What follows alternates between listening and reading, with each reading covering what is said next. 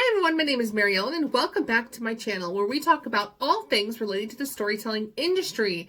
If you are new to my channel, I write nonfiction books under my real name, Mary Ellen Quigley, and I write romance under my pen name, M.E. Laverne, but my one and only true love is reading, which is why I made a combination AuthorTube, BookTube channel.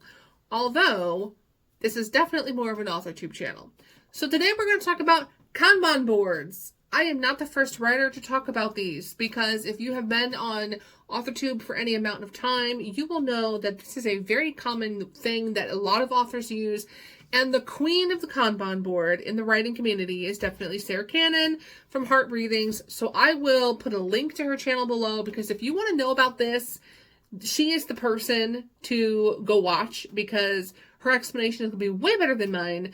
But yes, I decided to jump on the Kanban board craze. Let me tell you why.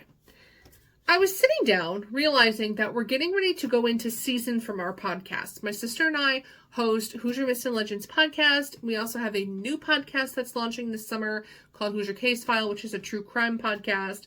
Plus, I'm trying to finish my book to have it released in August. I still have the last third of the book I need to write and then get out to editors and beta readers and all that.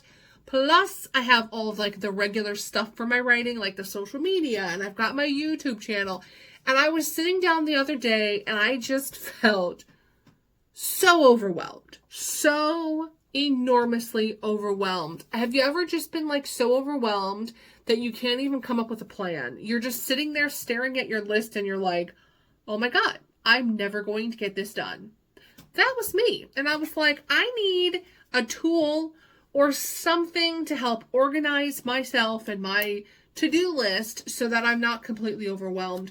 And I remember because I love Sarah Cannon's videos. I find her writing tips and whatnot very helpful. And so I remember her talking about all these different things she does to kind of organize, and the Kanban board being one of them. I am usually not a person who plans that much. I'm kind of a fly by the seat of your pants kind of girl. When it comes to plotting, I plot like a fiend. But when it comes to everything else in life, I'm a procrastinator. Unfortunately, when I have this many things going on, plus working a full-time job, plus owning a house, you can't always be a procrastinator. So I was like, you know what? I'm going to try the whole Kanban board thing. Now, you will note that my board is made up of Dollar Tree materials. I will show you a better picture of it here in a minute, but this is my first time trying it out. I know that I'm the type of person that I'll get real excited about something, and I will go spend a ridiculous amount of money buying things for this thing I'm so excited, whatever it is, happy planner, name it, whatever. I'm so excited, right? And then a month later, I spent $50 on something that I'm not using. So I have decided that I'm doing the Dollar Tree version of this board right now. If this is something that works well for me, okay, then I will buy a better setup that's I don't know, a whiteboard or I don't know. I'll find a better setup. But for right now, we are on Dollar Tree Central. So I'm going to show you my Kanban board. Now, first of all, I will also say that if you have no idea what I'm talking about, please go watch Sarah Cannon. In fact, I will make sure that when I link her channel, I link the video where she explains what this is and how to do it, because she does a much better job than I do. But I will try to give you a quick summary from what my understanding of it is and just kind of walk you through what I'm doing. Okay, this is my Kanban board, and the way it was explained in all the videos I watched was that the top part is kind of your to-do list. The middle part is what you're working on, and the bottom part is what you're done with. And you can break this up by quarters, months, weeks, however you do it. I decided to do mine by May and June. I think that to start, I'm going to do this monthly. But when I get better at this, I'll make it more of a quarterly thing maybe. So the yellow is the Hoosier Myths and Legends podcast stuff. The orange is Hoosier Case File. Pink is my writing, social media, YouTube, author stuff. And then over here, I have chapters I'm editing, and then I'm going to be putting up here chapters I still have to write. So I'll show you some examples of my writing stuff. So right now, I'm trying to finish up the rest of my May socials, like Instagram, Facebook, and my TikTok, because I am that person who doesn't pre-plan social media. I'm trying to get away from this. So this weekend, I'm going to plan out the last 2 weeks of May, and then move into pre-planning June once I get that done. So that's what I'm focusing on right now. You can also notice that I am putting on here different YouTube. So this is how I'm going to know what YouTube videos to work on. But then you can see I've got my June TikTok, my June socials, and then I've got my different Ream uploads where I need to put my chapters on. And then down here, I completed my YouTube for last week.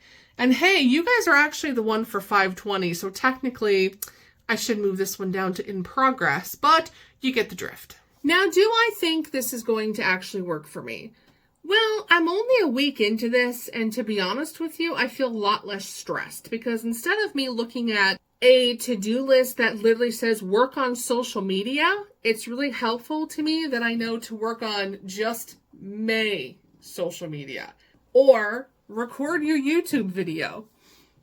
I'm only worried about the YouTube video that posts on May 20th. For me, it's more of like a mental thing. Like I feel less overwhelmed when I can focus on just a handful of things and not have 10 things to focus on.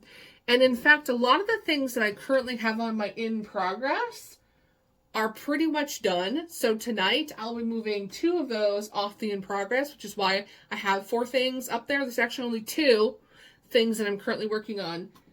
But again, it feels a lot less like stressful and overwhelming in my head to only focus on a couple of things and know that I have these other things to do, but they're not immediately due. I don't know. I find that mentally, so far in the first week of this, I do feel like it's helping me stay organized. So my question to you is, if you're a person like me who has multiple creative endeavors, I feel like us creative people are, there's never like, I'm going to work on one thing. We've got 50 things going on.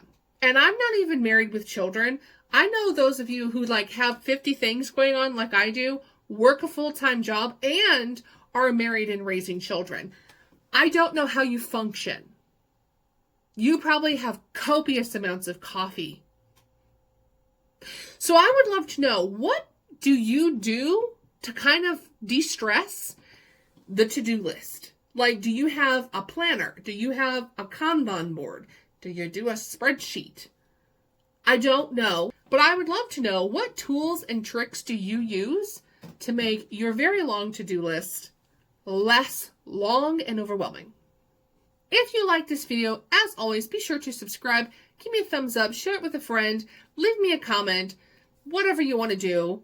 Otherwise, I will see you next week. Have a good one.